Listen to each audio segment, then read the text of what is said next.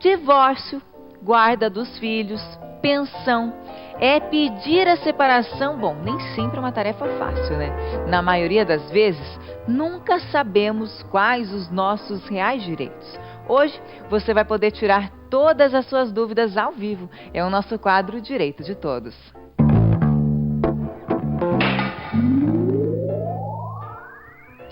E para responder as nossas perguntas, eu recebo o professor de Direito, Agenor Kogo. Boa tarde, professor. Boa tarde, Larissa. Prazer recebê-lo mais uma vez, viu? Vamos começar, né, com as nossas perguntas. A Rosineia ligou para a gente e está perguntando. Ela é casada há 10 anos e ela quer saber, caso venha se separar hoje, quais são os direitos dela?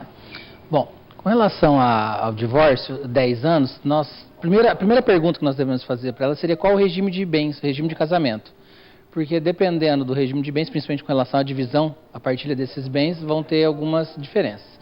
Mas, basicamente, vamos imaginar como são 10 anos, que ela está casada no regime de comunhão parcial de bens, que é o regime comum hoje, depois da lei do divórcio de 77, o regime comum, quando você vai ao casamento, fazer no cartório, se você não manifestar o interesse por qualquer outro regime, é o regime de comunhão parcial, ou seja, todos os bens adquiridos na constância do casamento vão ser partilhados. Tá? Antes de 77, era o regime de comunhão universal de bens, ou seja, tudo que era do presente, passado ou futuro, herança, comunicava. Então, basicamente, vão ser os bens que eles adquiriram na constância do casamento. Se tiverem filhos, pensão para os filhos cujo cônjuge ficar com a guarda, né? E direito de visitas também para aquele cônjuge que não tiver a convivência com o filho. A Daiane pergunta também. É brigada com a sogra e a Daiane não deixa a sogra ver a filha dela. Ela quer saber se ela pode fazer isso com a filha dela. Olha, na verdade, a gente, quando fala de visitas, tem um princípio que diz o seguinte, que deve ser exercido no real interesse da criança, ou seja, a convivência com os avós é necessária, né? Tanto com o pai. Então, já ouviu falar aquele palavrão síndrome da alienação parental? Já, né? A gente já falou bastante. Já falou sobre isso. Então, o que acontece? Às vezes é comum com o pai, mas pode acontecer também com os avós. Ou seja, a criança tem direito a esse convívio com os avós, tanto maternos quanto paternos, porque é saudável, a menos que seja um relacionamento, Larissa, prejudicial para a criança. Sendo prejudicial, vai se ter que demonstrar por uma ação e aí sim ela vai poder impedir essa visita. Do contrário, não. É um direito até. É um direito, é salutar, é uma convivência salutar para a formação psicológica da criança. Agora, doutor, o doutor estava falando desse regime, né, de casamento. Quais são os regimes? É assim que a gente fala, Isso, doutor? Os regimes. Então nós temos assim, na legislação nós temos o regime de comunhão universal de bens, que é aquele onde todos os bens passados, presentes e futuros se comunicam. Hoje, para você casar nesse regime, se você chegar no cartório, você tem que fazer um pacto antinupcial, optar por esse regime. Nós temos o regime de comunhão parcial de bens, que é o que a legislação hoje determina como regime obrigatório. Então, que aí os bens dali para frente, adquiridos na constância do casamento, vão ser adquiridos. Temos também o regime da separação total de bens. Esse daí o que é o comunhão parcial. Vai ser dividido. Dividido com a comunhão de esforço, ou não necessariamente em dinheiro, mas... O que era antes é de cada um. De cada um, exatamente, perfeito.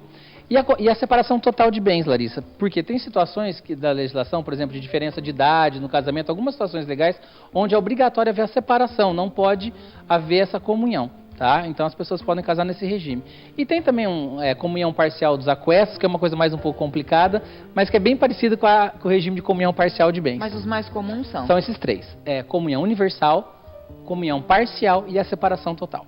A Luísa também fala, ela morou por 1 ano com o namorado dela, né? Se casaram pelo regime de comunhão parcial. Ela quer saber, se separaram, né? Quais são os direitos dela? Sim, então ela casou. Sendo casada, ela tem direito à partilha dos bens adquiridos na constância do casamento, tá? Nesse período da relação de 1 ano. Se tiveram filhos, a pensão para os filhos.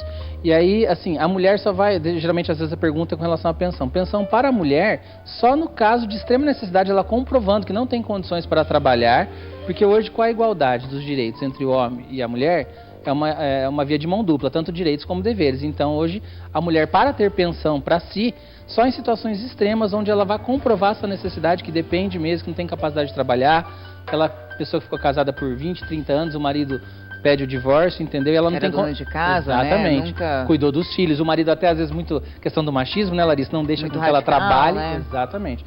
Aí são casos pontuais onde vai se analisar essa questão da possibilidade e da necessidade. A Caroline ligou e perguntou. Ela está grávida de 4 meses, o pai da criança morreu há 3. não tem trabalho, não está trabalhando, ela quer saber se ela tem direito a algum benefício. Benefício. Bom, essa é uma questão previdenciária que, na verdade, assim, com já o nascimento... a gente responder, mas até nós temos colegas que fazem no seu quadro, não é a minha especialidade.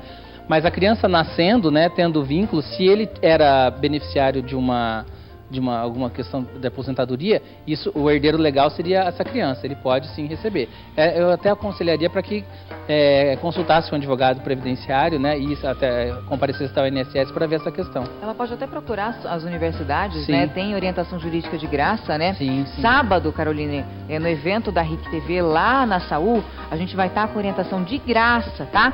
Dá uma passadinha lá, conversa com um dos advogados, que eles podem te orientar melhor, tá? A partir das 10 horas da manhã. Passa lá, tá? O Mauro, ele é filho adotivo, ele quer saber se ele tem os mesmos direitos que o irmão. Essa questão, ela toda vez a gente tem ela, recorrente, doutor. Né? Ela é.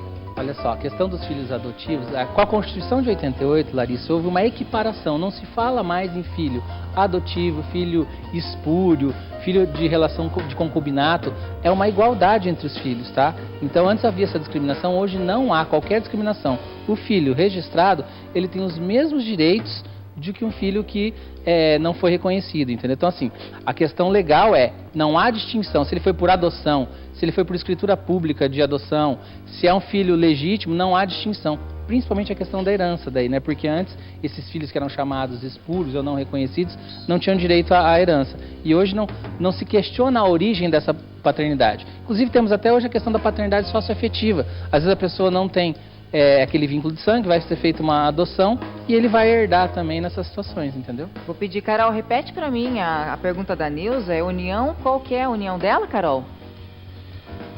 Tá no telefone. A gente vai pedir para ela repetir de novo, doutor. Enquanto isso, eu vou fazendo a outra, que também é Carol. Ela quer saber como é que se faz para se divorciar. Ela tem um filho de 8 anos. É difícil, doutor, hoje?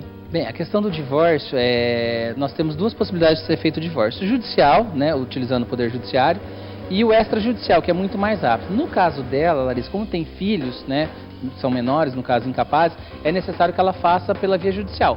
Mas nada impede que seja de comum acordo, consensual, entendeu? Que é muito mais rápido.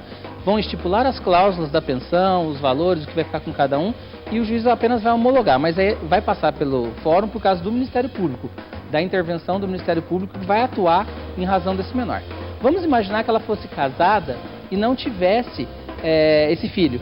Poderia no cartório, onde casaram, ou em qualquer outro tabelionato, fazer naquele mesmo ato uma escritura, né, no caso, pública de divórcio, que é o chamado divórcio extrajudicial. Existe essa possibilidade desde 2007 de se fazer em cartório esse divórcio, desde que não tenha filhos e haja um comum acordo com relação à partilha dos bens. A Marcela, o marido dela, tem um filho de um outro relacionamento, mas a mãe dessa criança abandonou. Ela quer saber se o pai pode brigar na justiça pela guarda dessa criança. Com certeza. Na verdade, inclusive até pelo jeito seria regularizar essa situação, né? Se o filho abandonou, no caso, se foi por divórcio ou separação, deve estar com a guarda legal, fazer uma cláusula, uma ação de modificação de guarda, alterar para adequar essa realidade que está acontecendo. Hoje ele é o detentor da guarda. Inclusive até, Larissa, tem situações onde, vamos imaginar que eles fizeram um divórcio e existia uma pensão estipulada para essa criança, para que essa mãe não venha depois no futuro executar esse direito, porque enquanto ela é menor e ela é detentora da guarda, ela pode representar essa criança em juízo. Você imagina o absurdo dela vir desaparecer e entrar com uma ação de execução para cobrar a pensão desse pai que está cuidando do filho? Então é muito importante que ele regulamente essa situação da guarda que está com ele agora de fato. Ele faz uma alteração daquela cláusula que foi feita no divórcio onde teria ficado com a mãe. Vamos tentar fazer da Neuza. Ela se separou, né? E tem bens e está com o nome dela, tá tudo no nome dela. Ela quer saber se ela morrer primeiro, como é que fica essa separação, esse bens, tudo? Vai ficar tudo para ele daí? Na verdade, assim, ela falou que os bens estão no nome dela. Mas o que você tem que observar, e entramos naquela questão do regime de casamento, entendeu? Quando foram adquiridos esses bens, se esses bens já eram dela anteriormente ao casamento, isso tudo vai influir na análise dessa questão, tá? Agora, a questão de herdeiros, os herdeiros são quem na linha de vocação hereditária? São os descendentes primeiro, ou seja, os filhos. Não havendo filhos, os ascendentes, os pais. E aí, não havendo filhos nem pais, a questão do cônjuge que pode brigar por isso. Brigar pela questão da herança, uma parte da herança. Porque nós temos que diferenciar, Larissa, o pessoal confunde, o que é meação e o que é herança. Meação é metade dos bens, ou seja, se eles construíram aquele patrimônio, apesar de estar no nome dela, ele tem direito à metade, já é dele, entendeu? Porque passou o tempo junto. Exatamente. Agora, herança, que é a outra parte, inclusive a outra metade, que inclusive dessa outra metade você pode dispor 50% por testamento, por exemplo, isso sim que daí é a regrinha que eu falei. Então, para quem são os herdeiros necessários? Primeiro os descendentes, os filhos, não havendo os ascendentes, os pais. E aí tem uma regrinha que, dependendo do regime de comunhão, os cônjuges, eles podem concorrer com essas pessoas pela herança, entendeu? Bom, a gente vai para o intervalo rapidinho, o doutor continua, que após o intervalo tem mais tira dúvidas, não sai daí. Estamos ao vivo respondendo as perguntas sobre direito da família. Vai ligando. 3376-0123. Professor, tem várias perguntas aqui, viu? Vamos responder a pergunta da Kelly. O filho dela está com o pai numa guarda provisória. E o pai está proibindo o filho de falar com ela. Ele pode fazer isso?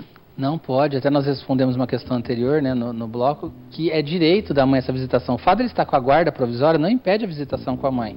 Inclusive, pode ser motivo para a reversão dessa guarda provisória. Nem de falar por telefone. Não, nem de falar. Lógico, tem a questão dos horários, tem que sempre ter bom senso, né? Às vezes também a mãe utiliza de situações para ligar em tudo quanto é hora, para poder perguntar e criar um inferno na vida do novo casal. Ligar, né, 10 da noite, 11 horas da noite. Mas utilizando o bom senso assim, ele não pode negar, porque isso, como eu disse, pode ser motivo para reverter essa guarda provisória. Ela pode pegar essa guarda de volta, caso essa insistência seja muito recorrente. Maria, o pai dela tem 64 anos, é casado com separação de bens obrigatório. Caso venha se separar, ela quer saber se ele tem que pagar pensão. Então, a questão do regime de ser casado com o regime de separação obrigatória é a questão da divisão dos bens. A questão da pensão, nós entramos naquele binômio, necessidade e possibilidade. Via de regra, não deve pagar a pensão. A gente não sabe as situações de idade dela, de condição. Então vai ter que analisar aquele caso, se ela tem bastante idade também, como foi esse relacionamento, se ela tem essa necessidade, ela comprovando e a possibilidade dele. Mas via de regra, não. Carmelita, ela se casou, viveu por 21 anos, abandonou o marido e os 4 filhos. Agora se arrependeu, né? E quer voltar, quer ter contato com o marido e os filhos. Ela pode fazer isso? Pode, na verdade, pelo que a gente entende, ela não fez nada, simplesmente abandonou. Ou seja, ela está casada. Arrependida, não, né? E casada legalmente, né? Está arrependida e casada. Ah, ela não casou? Não, ela não casou. Não casou. Ela não casou. Ela não casou. Ela só viveu junto. Conviveu. Não, ela pode ter o convívio normal, entendeu? Tranquilo, é uma questão... Inclusive, ela tá até falando, se ela quiser casar, ela tá falando pode... que o marido não está deixando ela ter contato. Não está deixando, não. Mas isso não a menos que seja uma situação que o convívio dela seja prejudicial para os filhos, né? Que hoje já estão numa idade maior, isso não é nenhum caso, não são nem menores mais, né? 21 anos já devem ter uma idade, enfim... Grande, né? Grande. Na verdade, não pode haver essa questão. Ela tem direitos de poder visitá-lo, enfim. E agora, acho que os filhos também, né? Ela já pode conversar com os filhos já têm esse direito, né? Já tem uma idade, né? Inclusive, a partir dos 12 anos, a criança pode expressar a sua vontade, né? Pelo Estatuto da Criança e do Adolescente, num processo de guarda, ele pode expressar a vontade, né? E quanto mais um maior de idade que sabe qual é a real vontade, né? Dela querer se aproximar da mãe ou não. Já sabe, né? Já sabe falar ou não. Doutora, eu queria agradecer a sua presença hoje. Muito obrigada, viu? Agradecer mais uma vez a Fênix, que sempre ajuda a gente lá do Não Para. Um beijo grande, viu, doutor?